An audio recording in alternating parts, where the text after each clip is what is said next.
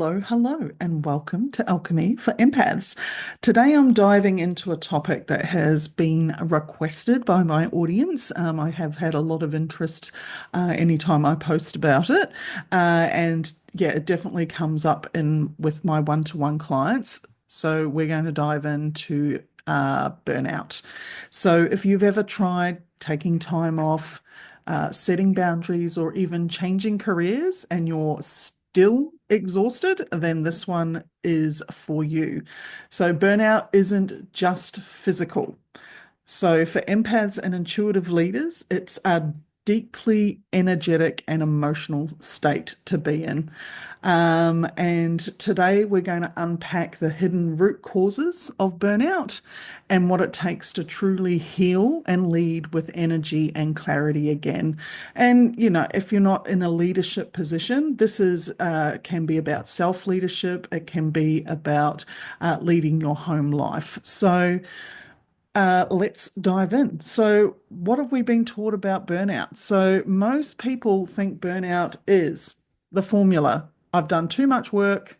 I've not had enough time off. I've not had a holiday in a long time. I'm burnt out. And yes, that can be the case. And we haven't had that balance with what we're doing physically. But as an empath, there's some extra layers into that. So, yes, overwork contributes, but it's not actually the full picture. So if we're just trying to heal the physical, we're not actually going to fully recover uh, ourselves wholly if we're just focusing on that piece. We might be able to maintain the status quo, and I know I've been personally through burnout quite badly 3 times. And I know when I've been juggling in between those periods where, oh, I think I'm just overworking and I'm going to have a rest, or I'll book on a holiday, or I'll have a long weekend to recover. And while that gets me going again, I haven't really addressed what that root cause is and the bigger picture contributing to that. So, especially for empaths, or if you're a highly sensitive person, burnout can happen even when your calendar isn't that full. So, burnout for me is an energy imbalance. It's not just a time imbalance, it's a complete and total energy imbalance. So, there, I've worked out that there are some patterns that empathic leaders uh, can demonstrate or show. So there's some overlooked contributors that's getting us into this burnout pattern. So the first one of those is emotional labor and energetic holding. So what is that? I have spoken about it in my previous videos where as empaths, we do take on other people's emotions unconsciously. So if you're living with people, the people that you associate with, hang out with, your friends, family, uh, any work environments, we are constantly absorbing and processing those emotions around us. So if you think, yes, you're working a lot, but then you're also processing those additional emotions through your body and in a leadership position, and even if you're a working parent, you're feeling responsible for the team's well-being. I know a lot of empaths, when I speak to them, and myself included, have really felt responsible for my team's well-being. So that extra additional weight, and it's an energetic holding of that responsibility for the team and how everything is running and put together adds an additional drain on the system. And we are always being the strong one, the one that's filtering things through, like we're managing and we're juggling all the interplay of everything going on, and we're trying to be that constant strong one because we can see all that emotional labor and holding that energetic container is extremely draining, and it's in the background as part of that overwork, which is going to cause you to burn out. So that was pattern one. So the emotional labor and the energetic holding. Number two is over identifying with other people's needs. So this is people pleasing being masked as being supportive. And if you don't know what I mean by that, and it's a hard one to catch out because it took me a long time to learn that I was actually people pleasing or taking away the power of others by being supportive, by doing all the work, by doing all that emotional labor, by um, oh, don't worry about that. I'll take care of it for you. If you've picked up that someone's a bit down or if they're uncomfortable in a situation, and they don't want to take on that responsibility or they don't want that account, like they're fighting that accountability, and we people please to be supportive and say, oh, don't worry, I'll take care of that, or, oh, we won't follow up in this instance and go through it. You're taking on board that extra responsibility and activity. But because due to your people pleasing, and you are prioritizing harmony over honesty, and you're making yourself small to avoid any conflict or discomfort. And that can really have an impact on your mental state, on your belief system. It can reinforce any of those belief patterns that you may have within your brain that you've developed when you were younger, about, it's not safe to be successful, or I'm not lovable enough, or I'm not enough to as I am. I have to do these things to help people in order for them to like me. And it just really clarifies that. And how long is a piece of string? Like, people will continue to take and accept it because it's helpful and supportive, but it is an additional drain on you, leading to your burnout. And which leads into third, subtle self betrayals. So that means saying yes when you mean no, and talking to my many gens and generators, if you are familiar with human design, when we're feeling obligated to do something and we're making those additional commitments, when you're overriding your intuition to do what's expected, to do what logic says you need to be doing. It's the shoulds that come in. If you are constantly thinking about, oh, I should be doing this, or I should be doing that, or the expectation is I do this, or it's expected that I do that, if that's running through your brain, often you're overriding that internal compass, um, to follow a path that's it's going to be draining for you. It's not going to light you up. You're going to be overcommitted.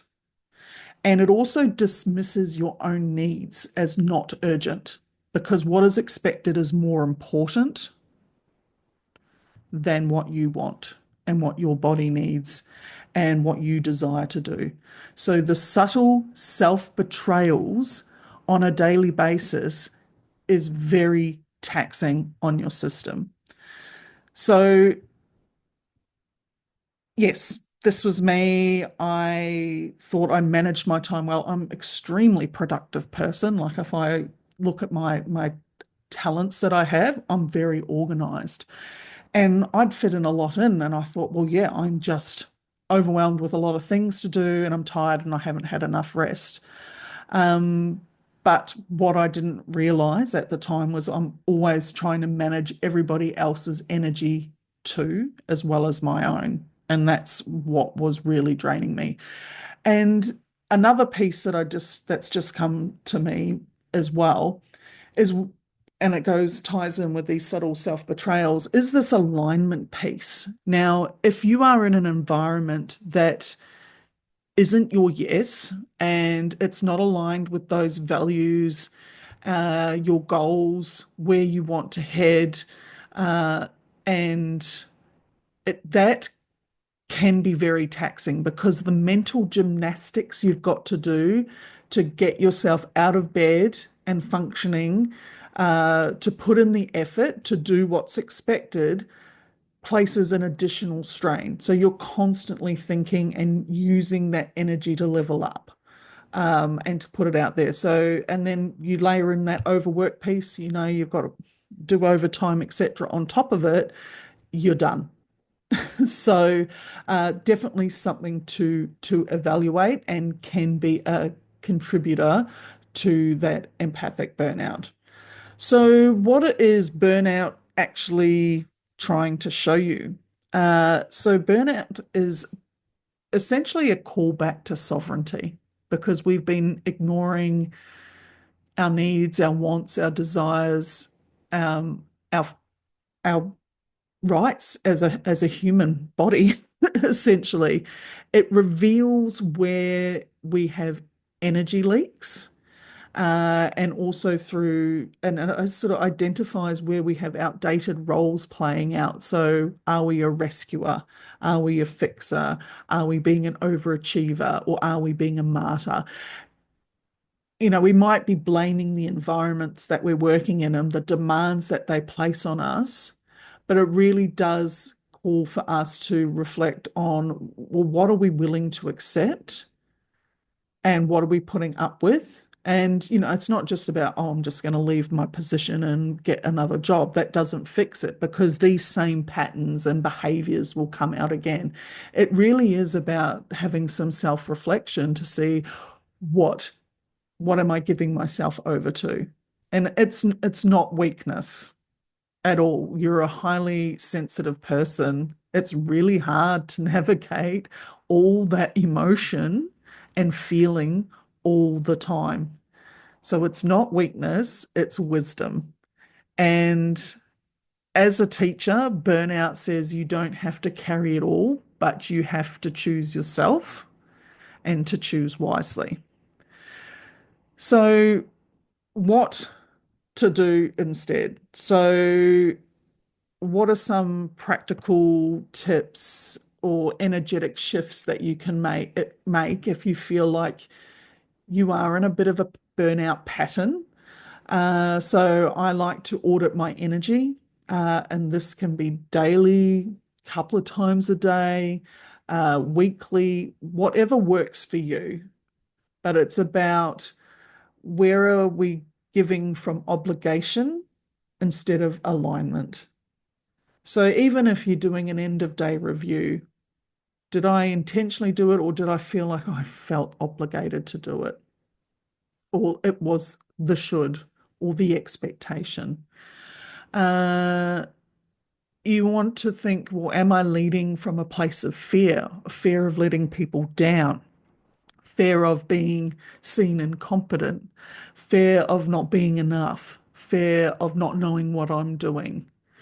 So you just need to name that fear if that's involved, and then write that down and give me a call if you need some healing around that. You need to commit to radical honesty with yourself. So, um, what do you need to do but keep overriding? Because I think that's a really key piece. Like sometimes we actually know the answer deep down, what is happening, but we keep overriding that. Sorry, my dog's just been quite bossy tonight. So this is my third attempt at recording this because she's barks. She's obviously got a lot to say on the topic. So yes, what do you keep overriding? Number four, reclaim your energy. So this is daily energetic cleansing, doing your boundary work, having emotional sovereignty practices to clear and release that emotion. And number five is a really great tip is letting others rise. Trust others with their growth. You are not their lifeline. They need to claim their sovereignty. You need to let things go so that they can thrive. So, to wrap things up, your burnout isn't a flaw, it's feedback. Your body and your spirit are wise and they're guiding you constantly towards leadership that is and being in this world that's sustainable, soulful, and sovereign. But we have all these filters and that we process everything through. And so we've just got to make sure that we're cleaning these filters, removing the veils so we can connect back to our bodies and our spirit. So if this video resonated with you, let me know in your comments. What's your biggest burnout trigger right now? And if you're ready to lead from a more empowered place, you can click through to my link and book in a session with me. I've got a great reading, The Empowered Empath, where we go through all your strengths and challenges and where your energy may be coming in and out, and you get a big workbook to take away with all the knowledge in there that we've unpacked. So yeah, would love to connect with you there. Otherwise, of course, please like, subscribe to the channel and share the video. So much love to you all, and we'll see you and maybe Frankie on the next one. Much love. Bye.